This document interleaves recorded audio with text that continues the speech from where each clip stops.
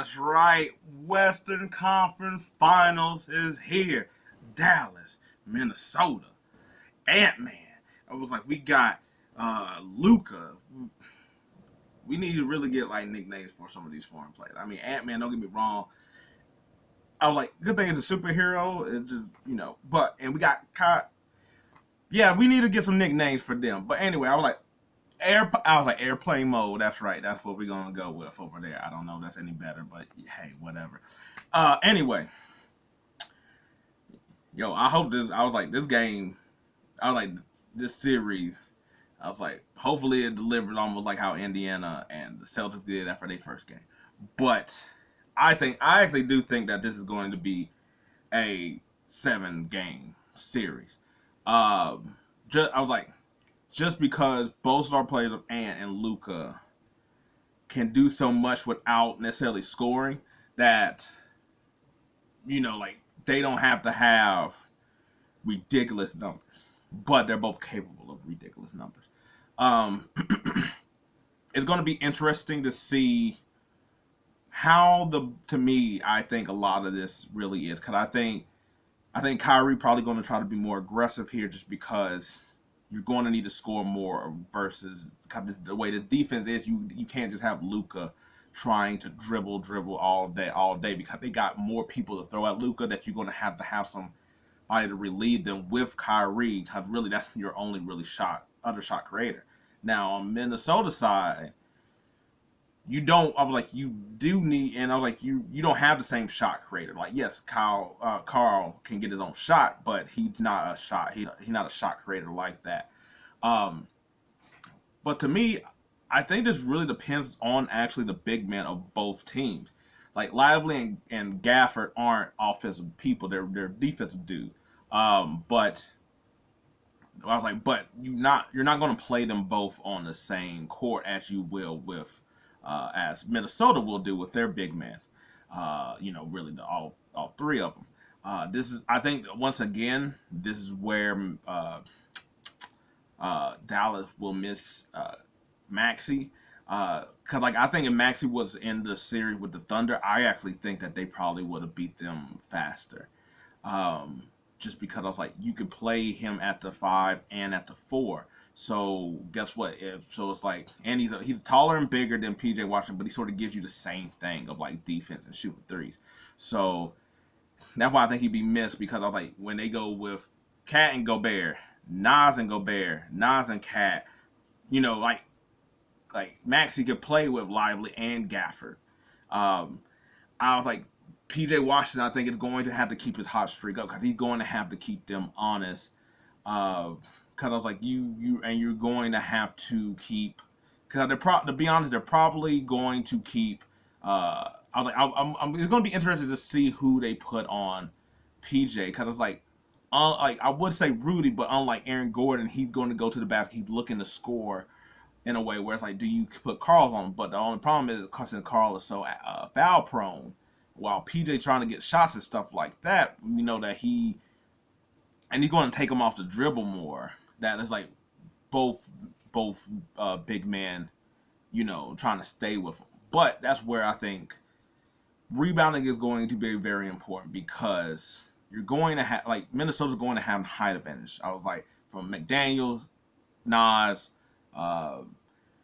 Cat, Rudy, even Anderson. If you think about it, they're bigger than nearly everybody but Gafford and Lively went with Maxey getting out. So that's where the advantage should lie, because it's always going to be their advantage. It should be their advantage. But if they're not getting the rebounds, then it's like, and then especially if your big men aren't really, we'll see how they have to score. Because I was like, Gobert is, I was like, going to get some more defensive player than what he did with the Nuggets. He might not get those same lobs and shots at the basket. He wasn't really getting them there. I was like, if they decide to necessarily they're probably going to put PJ on Rudy, just because it's like, he's not really a scorer like that. And that way they'll try to stay with Cat. And we'll see how Cat really is able to assert himself in that situation. I was like, Hardaway Jr. is going to have to play well. I was like, you're going to have to get some, because you're going to have to get some scoring also from Dallas, because I will say that I think they match up really well taking out Kyrie and Luka. Not saying that they still won't get there. I was like, there's still scorers and stars, and that's right. But I was like, you're going to have Alexander Walker, you're going to have Anthony Edwards, you're going to have McDaniels that you're going to throw up against both of them constantly, and that's not even saying that Kyle Anderson at times in small spurts he might, we'll see how much run he get because he didn't play well in the last series. But you got at least a 3-body rotation. Now on the other end with Anthony Edwards, because that's really the only one you got to really prepare yourself. I was like, I think we'll see Ant and Luka match up a lot more than I know he said his matchup is going to be on Kyrie, but I think that Luka will be able to figure out McDaniels and Alexander Walker. Alexander Walker is small in the frame, and which I felt like he sort of had to deal with, where it's like, oh, okay, cool. I sort of did that with the Clippers, and then like big body. I'm like, big body he sort of dealt with Lou Dort, so I was like, that's where I think and is sort of like can body Luka more, but he's more athletic than Lou Dort. So he can get to the spots a lot quicker and things like that. So I think that's actually going to be the matchup. Not the whole time, because you don't want your best dude to get in foul trouble, but how he sort of did Jamal Murray at the closing moments, I think that's what it's going to be with that matchup. But I was like, McDaniel got the height and stuff, but I was like, Luka's 6'8", so it's not that same type of thing when McDaniel was on Jamal Murray, where there's like a 5 to 6 inch difference. I was like, they both played defense well. I think they just played defense different just because Minnesota is longer than all of them on the other side, but they're both active. They both can clamp down. So it really, to me, it's going to be a who can make the tough shots. I think that's really what it's going to be, because I think they're more evenly matched with enough shot creators and playing defense. And even on Minnesota's side, it's like if their dudes just shoot well, they can stay in it, even though you only really got Ant. That's the main shot creator.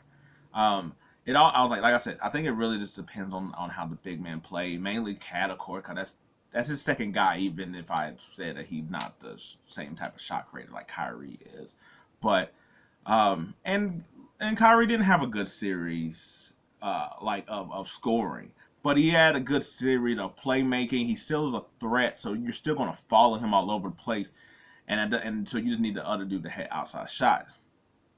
Now, I also think that Minnesota's a better 3-point shooting team, so if they get on a roll, that's where I think it's fearful for Dallas, because I was like, Dallas to me,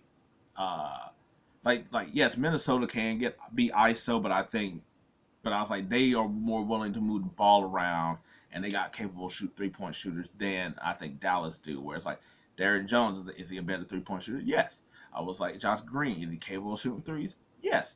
But you're not also really like if they're shooting a three, you're like, oh, it went in. Like, where it's like Tim Hardaway, you're just like, man, I can't. If he gets 2, he might get rolling. They don't, that's where it's like McDaniels. It's like you feel a lot more comfortable if he shoots the 3 and it's going in. Nickeil Alexander-Walker, Mike Conley, Naz Reid. I was like, they got 4 to me, they're 1. And I was like, I was taking the superstars. I'm talking about the role players here.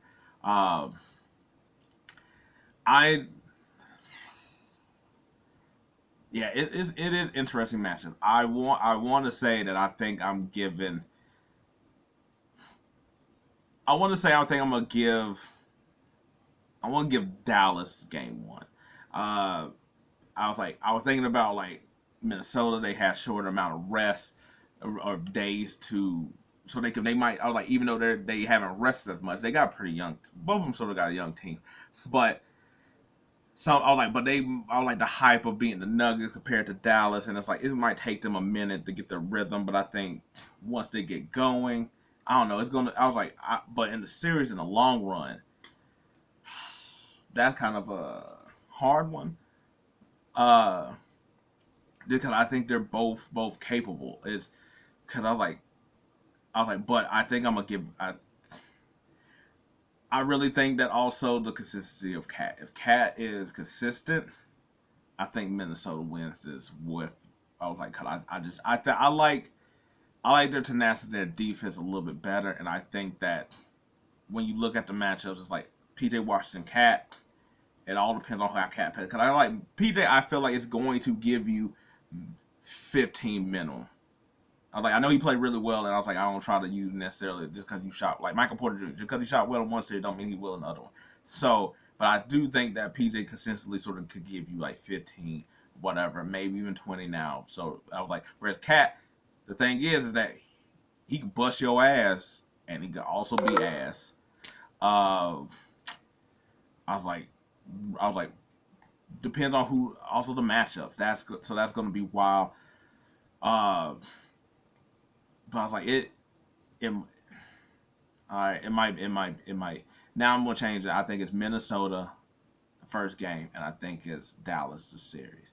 Just because I'm like, if you could get Luka and Kyrie going, I think that's strong enough. Then necessarily supporting cast of like and PJ. I guess I'll add with that to make a trifecta.